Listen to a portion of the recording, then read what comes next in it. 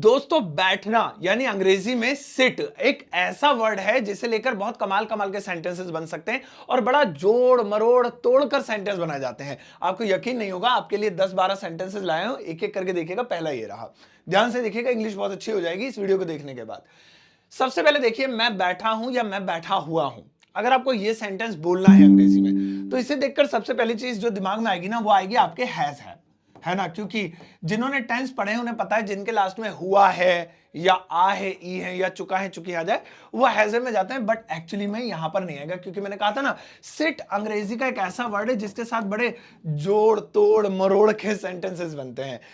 तो जब भी आपको बोलना है मैं बैठा हूं या मैं बैठा हुआ हूं, इसका मतलब ये काम आप कर रहे हैं इस वक्त। बैठे हुए मतलब बैठने का काम कर रहे हैं, तो इज एम आर का प्रयोग करेंगे। इन दोनों के लिए अंग्रेजी में बोलेंगे I am sitting. I am sitting, ये होगा आई एम सिटिंग। तो मैं बैठा हूं, मैं बैठा हुआ हूं। अब आई की जगह आप ही का प्रयोग कर सकते हैं, शी का प्रयोग कर सकते हैं। अकॉर्डिंग टू सेंटेंस आप अलग अलग तरीके से बना सकते हैं। राहुल बैठा हुआ है, राहुल इज सिटिंग। मैं बैठा हुआ, आई एम सिटिंग। तुम बैठे हुए, you are sitting, you are not sitting. इसको अगर पास्ट में ले ले, वह बैठा हुआ था, तो हुआ था से ऐसा लग रहा है जैसे हैड आएगा, क्योंकि कोई भी, जैसे वह गया हुआ था, वह आया हुआ था, कोई भी सेंटेंस उठा लो, हुआ था वाले हैड ही लगना है। He had come, I had gone. लेकिन सिट अंग्रेजी का एक ऐसा वर्ड है जिसमें जब भी आया ऐसे हुआ था, मैं बैठा हुआ था, है ना, वो बैठा हुआ था, रानी बैठी हुई थी, तो आप इसमें वाजवर का प्रयोग करेंगे और इसे बनाएंगे I was sitting. I was sitting, ऐसे मैं बैठा हुआ था, इस तरीके से। इसमें भी आप आई को अलग अलग कंडीशन में चेंज कर सकते हैं। वह बैठा हुआ था, ही वाज सिटिंग। रानी बैठी हुई थी, रानी वाज सिटिंग। वाज सिंगुलर के लिए, वर प्लूरल के लिए। आई पास्ट में सिंगुलर ही काउंट होता है, तो वाज ही लगाया मैंने। इसके बाद अगला सेंटेंस आता है दोस्तों, वह बैठा हुआ होगा। हमने प्रेजेंट में इजेमार लगाया, पास्ट में वाजवर लगाया। सो सिंपल सी बात है, यहां पे हम विल बी का प्रयोग करेंगे। वैसे अगर देखा जाए तो हुआ होगा में विल हैव लगता है ना, वह गया हुआ होगा, वही विल हैव गॉन, वह आया हुआ होगा। लेकिन बैठना यानी सिट एक ऐसी चीज है जहां पर जब भी हुआ होगा है तो विल भी लगाएंगे। वो बैठा हुआ होगा, ही, वो, ही, लड़की है तो शी, लड़का है तो ही, विल बी, और इसके साथ भी आईएनजी लगती है तो मैं आईएनजी लगा देता हूं, sitting. He will be sitting, ये लीजिए हो गया, ही विल बी सिटिंग, बैठा हुआ होगा। इसी में नॉट लगाना है आपको, तो यहां बीच में आप नॉट लगा देंगे, he will not be sitting, है ना। इसमें नॉट का प्रयोग ही विल और नॉट और बी के बाद, बी से पहले लगाएंगे। इसके बाद दोस्तों आगे बढ़ते हैं। अगला वाला आता है मैं बैठा रहूंगा। अब देखिए, कोई भी काम जिसमें आप कहें मैं करता रहूंगा, यहां पर आप देख रहे हैं, ऐसी कंडीशन में हम कीप का प्रयोग करेंगे और इसके साथ हमेशा हमेशा आईएनजी फॉर्म लगाएंगे। मैं बैठा रहूंगा। सो इसे मैं अंग्रेजी में बोलूंगा आई विल कीप सिटिंग। भाई आईएनजी लगनी है तो इसलिए ING, I will keep sitting. तो विल कीप क्यों लगाया? क्योंकि गागी आ रहा है ना, और इसके अलावा अगर कुछ और आता तो कीप तो बना रहता है, अकॉर्डिंग टू टेंस वो चेंज हो जाता। सो मैं सोता रहूंगा, आई विल कीप स्लीपिंग। मैं पढ़ता रहूंगा, आई विल कीप रीडिंग। दोस्तों इसके बाद अगला नेक्स्ट वाला आता है मुझे बैठना है। अब यहां पे दो राय हैं, देखिए ध्यान दीजिएगा। इसमें लास्ट में आ रहा है ना है। मैंने अपनी कई वीडियोस में बताया है कि ना है नी है के लिए आप हैज टू और हैव टू का प्रयोग करेंगे, जो कि आप इस सेंटेंस में भी कर सकते हैं। लेकिन इसमें कोई जरूरत भी प्रकट हो रही है, यानी मुझे बैठना है, इसका मतलब है इसे बैठने की जरूरत है, इसलिए हम इसके अंदर नीड टू का भी प्रयोग कर सकते हैं, नीड टू। तो हम इसे दो तरीके से बना सकते हैं। या तो मैं ऐसे बोल सकता हूं मुझे बैठना है, आई हैव टू सिट, ऐसे बोल सकता हूं। या मैं इसे ऐसे ही बोल सकता हूं, आई नीड टू सिट, ये लीजिए हो गया। तो आप मुझे बैठना है, आई हैव टू सिट या आई नीड टू सिट। अब बैठने की जगह अलग अलग चीजें लगाइए। मुझे जाना है, I have to go, I need to go. उसे आना है, he has to come, he needs to come. मुझे पढ़ना है, I have to study, I need to study. तो इस तरीके से आप बना सकते हैं। नेक्स्ट वाला है दोस्तों, वह बैठे बैठे आया। देखिए इसमें एक वर्ड है जो दो बार रिपीट हो रहा है ना, वह बैठे बैठे आया। अगर मैं इसे हटा दूं और बाकी की चीजों को देखूं तो मैं आसानी से बना सकता हूं। पहले इसे बना लेते हैं, वह आया, ही केम, ही केम, ये तो हो गया, वह आया, पास्ट इंडेफिनिट है। अब है बैठे बैठे। इसके लिए स्ट्रक्चर ये है कि जब भी वर्ब कोई ऐसी हो जो 2 बार रिपीट हो, जाते जाते, बैठे बैठे, सोते सोते, तो ऐसी कंडीशन में व्हाइल सिटिंग कर सकते हैं, व्हाइल सिटिंग, है ना। या इसे आप कर सकते हैं when I was sitting, when I was sitting. ये अलग अलग टेंसेस में अलग अलग तरीके से यूज हो सकता है, मैं आसान वाला यूज करता हूं।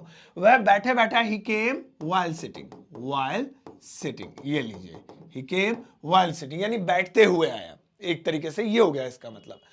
तो ऐसे ही बना सकते हैं। नेक्स्ट वाला है दोस्तों, अगला वाला बहुत मजेदार, बैठे रहो। देखिए ये सामने वाले को इंस्ट्रक्ट कर रहे हैं हम, सामने वाले को ऑर्डर दे रहे हैं एक तरीके से, है ना। तो अब यहां पे क्या यूज करेंगे, जब भी कोई काम हम कहते हैं ना कि करते रहो, तो ऐसी कंडीशन में हम कीप का प्रयोग करते हैं। ये मैंने अपने पिछले सेशन में भी बताया था एक आध बार, तो ध्यान रखिएगा, कीप का प्रयोग करेंगे। तो इसके साथ हम आईएनजी का प्रयोग करते हैं, जैसे बैठे रहो तो simple keep sitting, keep sitting. सोते रहो, कीप स्लीपिंग। पढ़ते रहो, कीप रीडिंग। ऐसे। नेक्स्ट वाला देखते हैं। अगला आता है बैठने से क्या होगा। ये भी बहुत ज्यादा पॉपुलर, भाई बैठने से क्या होगा, कोई काम वाम करो। इसमें हम बहुत सारे सेंटेंसेस बनाएंगे। सोने से क्या होगा, जाने से क्या होगा, बात करने से क्या होगा। इसे बनाने के लिए हम अंग्रेजी के एक फॉर्मूले को लगाएंगे, वो है there is no use of, there is. अब इसमें शॉर्ट में देयर इज हो गया, नहीं तो देयर इज अगर फुल फॉर्म में लिखना है तो हम इसमें देयर इज कर सकते हैं। There is no use of, no use of. अब आप सोचेंगे कि ऊपर तो लिखा है क्या होगा, इसमें व्हाट वगैरह तो आया नहीं और ये तो अलग यूज बैठ रहा है। बिल्कुल, क्योंकि हम इंडिया वाले बोलते हैं बैठने से क्या होगा, बाहर वाले बोलते हैं बैठने का कोई फायदा नहीं है। हम बोलते हैं जाने से क्या होगा, वो बोलते हैं जाने का कोई फायदा नहीं है। तो उनका तरीका थोड़ा अलग है, हमारा तरीका अलग है, सेंस एक ही है। तो इसलिए इस हिंदी की अंग्रेजी ये हुई there is no use of. तो सिंपल बनाएंगे, बैठने से क्या होगा, इसे बना लेते हैं देयर, है ना। बैठने से क्या होगा, simple there is no use of, no use of sitting. ये लीजिए बन गया, there is no use of sitting. ऐसे ही जाने से क्या होगा, there is no use of going. पढ़ने से क्या होगा, there is no use of reading. वैसे पढ़ने से ही सब कुछ होगा, पढ़ाई करना जरूरी है। वीडियो को लाइक जरूर कीजिएगा दोस्तों। इसके बाद आता है दोस्तों खाली मत बैठो, खाली मत बैठो। देखिए ये वही होता है, don't waste your time, time वगैरह वेस्ट मत करो, कुछ काम करो। अब देखिए इसमें क्या होगा, खाली के लिए सबसे पहले क्या बनाएंगे, सबसे पहले ये बनाते हैं मत बैठो, तो इसको हम बोलेंगे डोंट सिट। ये तो आप आसानी से बना सकते हैं, डोंट सिट, सबको पता है। खाली को हम अंग्रेजी में बोलेंगे आइडल। अब ये आइडल भी कई तरीके के स्पेलिंग वाले होते हैं, एक में IDOL आता है, एक में IDEAL आता है, 70 तरीके के होते हैं। तो इसमें ये वाला ध्यान रखिएगा, आइडियली, इसका मतलब होता है खाली, बाकियों के दूसरे मतलब होते हैं। इसका मतलब होता है काम से जी चुराने वाला, खाली पलंग तोड़ने वाला, खटिया तोड़ने वाला। सो डोंट सिट आइडल, ये हो गया। Don't sit idle, do some walk. खाली मत बैठो, कुछ काम करो। तो इसे हम कहेंगे खाली मत बैठो। अब आ रही है एक और नेक्स्ट वाला सेंटेंस, देखिए एक तरफ बैठ जाओ। नेक्स्ट, उसके बाद स्लाइड के बाद बताऊंगा दूसरी चीज।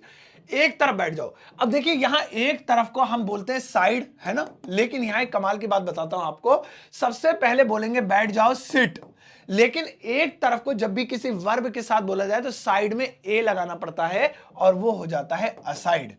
ऐसे ही सिट असाइड, है ना। एक तरफ रख दो, कीप इट असाइड। एक तरफ चिपका दो, स्टिक इट असाइड। इस तरीके से बोलेंगे तो असाइड का प्रयोग करेंगे, साइड में ए जोड़ देंगे, ये जरूरी है वरना गलत हो जाएगा। तो एक तरफ बैठ जाओ, सिट असाइड। चलिए गाइस, तो वही चीज आगे जिसका मुझे इंतजार था और वो है आपका होमवर्क। अब बारी है आपके एक होमवर्क की। अगर आप यहां तक आ गए तो आप बहुत होनहार हैं। यहाँ कुछ सेंटेंसेस हैं उसी टॉपिक में से जो मैंने आज आपको सिखाए हैं, उसी में से टॉपिक्स, इन चीज़ों को उठाया है और आपके लिए लेकर आया। इनकी इंग्लिश बनाइएगा वीडियो के कमेंट सेक्शन में, और एक दूसरे के कमेंट्स को भी चेक कीजिएगा, उनके होमवर्क को कोई गलती हो तो उनको ही बताइएगा। होमवर्क जरूर कीजिएगा, क्योंकि इन्हीं चीज़ों से आप स्ट्रांग बनेंगे और आपकी अंग्रेजी अच्छी होती चली जाएगी। दोस्तों थैंक यू सो मच इतना सारा प्यार देने के लिए। आपकी बदौलत फेसबुक पर 1 मिलियन फॉलोवर्स कंप्लीट हो गए हैं, इंस्टाग्राम पर 3.5 लाख लोगों ने फॉलो किया है और यूट्यूब पर तो 2.7 मिलियन का प्यार आपने दिया ही है। Thank you so much. और सबसे ज्यादा खुशी की बात है, एजुकेशनल कंटेंट को आप इतना प्रमोट करते हैं, टीचर्स को प्रमोट करते हैं, उसका धन्यवाद। और ऐसे ही प्रमोट करते रहिए, क्योंकि आगे चलकर कभी भी कोई ये ना कहे कि इंटरनेट टाइम वेस्ट करता है, बल्कि आप अगर टीचर्स को प्रमोट करेंगे तो लोग कहना शुरू करेंगे कि इंटरनेट से असल में फेसबुक से, इंस्टाग्राम से या यूट्यूब से नॉलेज मिलती है। अब जाओ इस वीडियो को सबके साथ शेयर करना, चाहते आते एक प्यारा सा लाइक देकर जाना।